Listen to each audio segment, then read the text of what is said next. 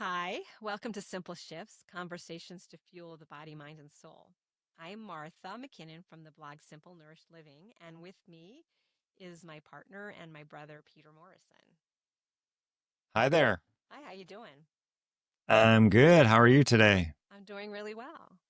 And what I'd like to talk about today is the topic of this week's Weight Watchers workshop that I attended on Monday morning. Are you interested? I'm very Are you interested. I'm very on the edge of interested? my So the seat. topic was fighting plan fatigue.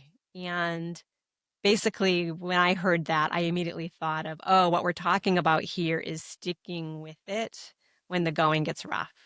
Because sometimes we get tired, we get overwhelmed. We feel like we're kind of done.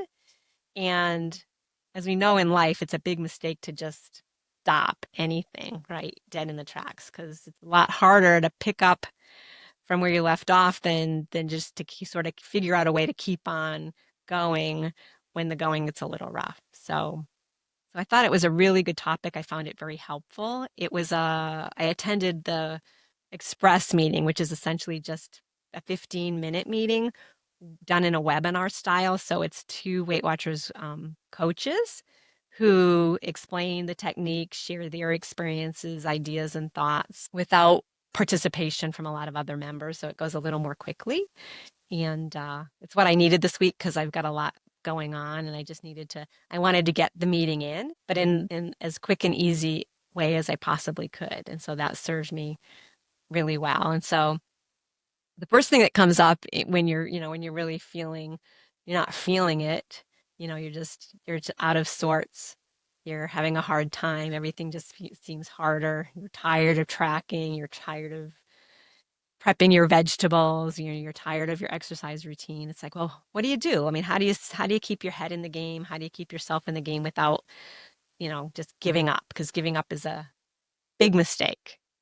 And one thing for me is just like get to the meeting. I mean, I think the best thing you can do for yourself, get to your workshop, uh, do that as a bare minimum, because that could just be enough to re-inspire you. It could be enough to give you a little insight, a little hint. And so I found that to be very helpful.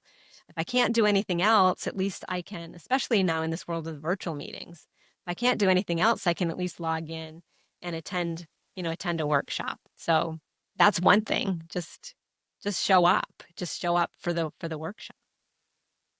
Another thing that I've found really helpful is to just I've made part of my life just this little mini sort of yoga routine when I first get up in the morning. And if I can get that done, if I can get that behind me, 10 or 15 minutes of stretching and strengthening and some balance and some breathing, it can just set the day off on the right track for me. So I've found that even if I know the rest of the day is going to be challenging because there's a lot of things unexpected, a lot of things that are happening, a lot of challenges, if I can front load the morning with a little bit of exercise, maybe with tracking breakfast, because I know breakfast pretty much is going to be, for me, coffee with a little bit of half and half in it, because I do still practice intermittent fasting. Those things can take me a long way in not totally giving up or just, sticking with it.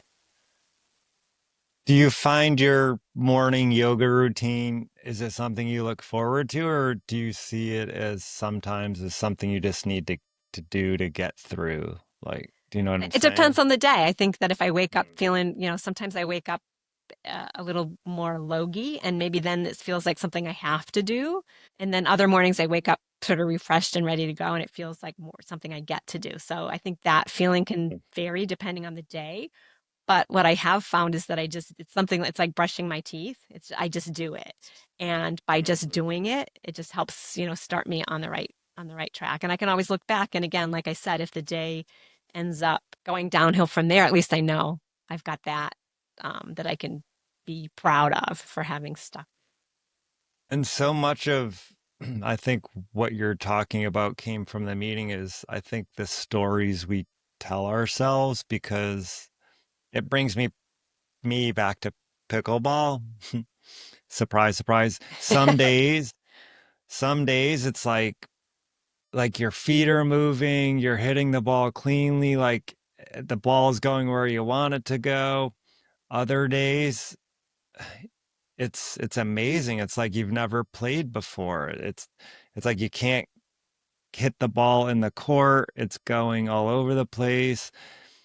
And it's like, what's different? I mean, yeah, you eat different, you feel different, there's everything's different, but it's the same activity. So it's amazing from one day to the next, like, you could be like a totally different player and have a totally different experience. And it's really hardest in those moments when things aren't going well to sort of stay focused um because there's not a lot I can change in the moment to change the outcome. You sometimes you just have to tough through the bad days.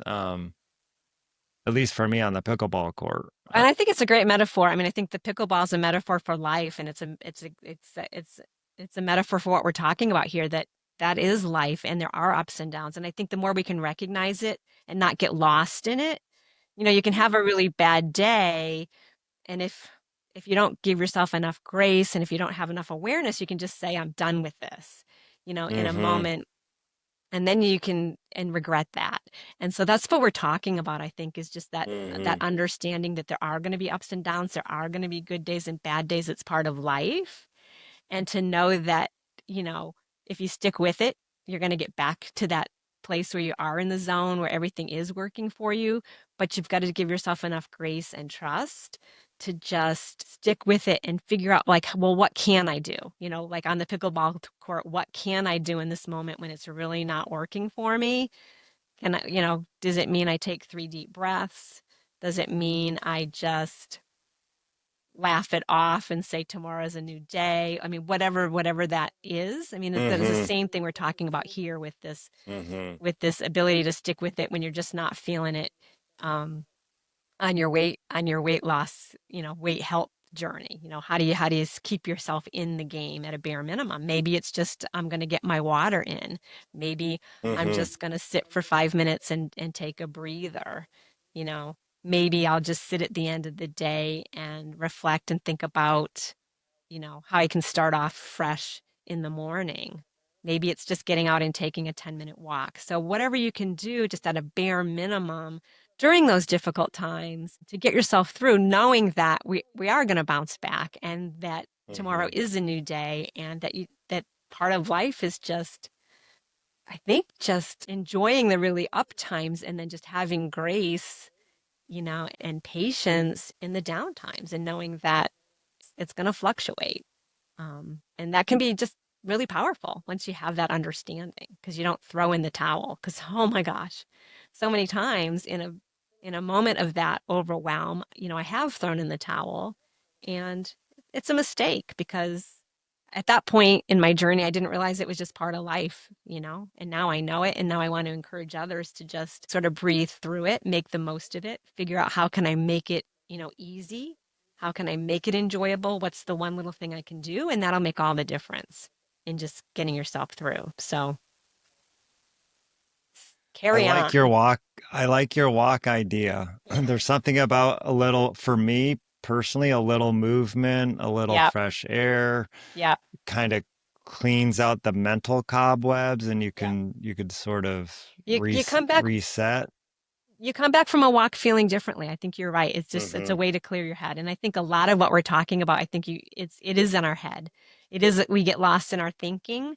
And when our heads are really cluttered like that, we tend to make less good decisions. And so Mm-hmm. taking a walk, clearing your head, breathing can be a great way to just kind of reset yourself for whatever's coming next.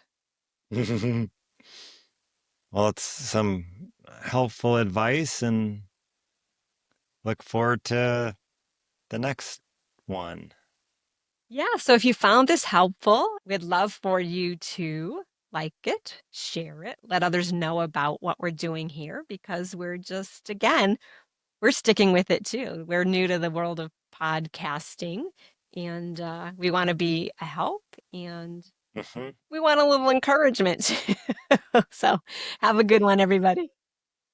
We hope you found this helpful, and we'll be back soon with some more simple shifts to fuel your body, mind, and soul. Thanks, Martha. Have a good Have a day. good day, Peter. We'll see you soon. Bye. Bye bye.